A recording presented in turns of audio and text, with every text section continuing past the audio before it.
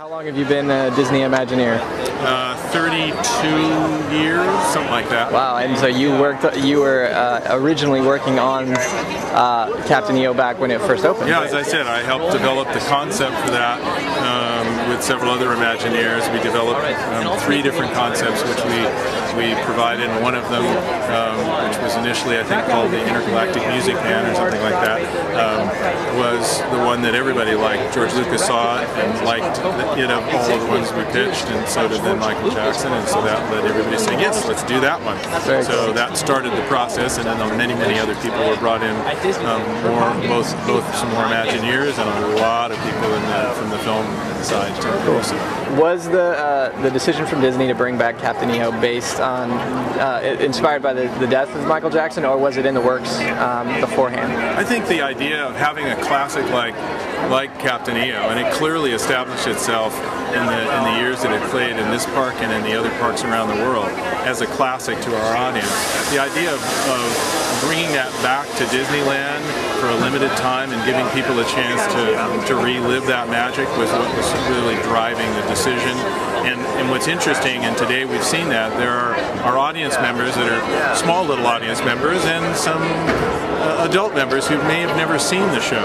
And the idea of actually being able to reintroduce this classic, we were talking about this earlier, I don't think we've ever, with any attraction at Disney that any of us could remember, really brought it back. We've taken Mr. Lincoln and brought a new show to Mr. Lincoln and pieces of what we remember and put them together and brought a new and wonderful experience and things like that. But to truly just pick up something that was gone from Disneyland and bring it back and put it back into Disneyland is a really unique opportunity, and this lended itself. So I think the decision to bring it back was as much because we could, and you know, if it had been a ride, we know what happens to rides when they leave the park. They tend to no longer exist.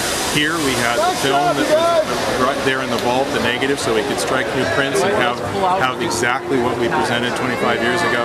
The audio was exactly as it had been recorded and preserved, but we have a better audio system now with technology benefiting us. So it really just seemed like the right thing to do, and there was clearly, as we've seen, a demand and an interest, as well as I say, I think a belief that it will bring this wonderful show with the messages that it has of, you know, music being able to change the world and the magic that comes with it, is something that's as important to have in the park today as it was 25 years ago.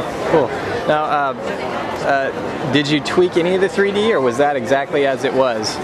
No, the projectors are sitting right where they were before, in a sense, and the 3D off-the-screen experience is as you saw it. Really? Yeah. Very impressive. I mean, I was blown away. So. Yeah.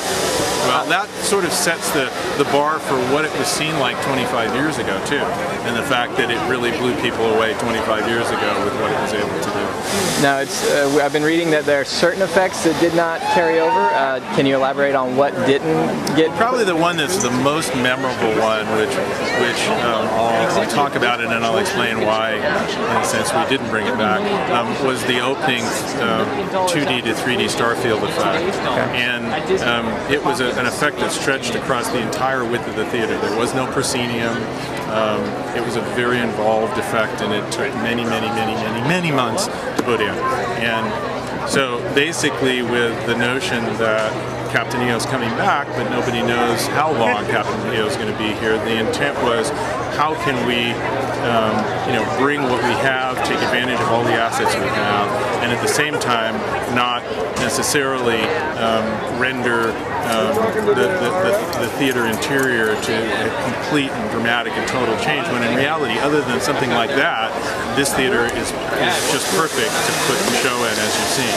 So that was really the one big effect that people probably remember and won't see now. But at the same time, the other big effect that we have now is a motion form, which we didn't have then. Yeah. So we sort of felt, well, okay, one trades off and probably in many ways gives us more opportunity to do more fun things than the one effect. It's just going to be here temporarily, or do you have any idea? The word indefinite is the word that we're all using.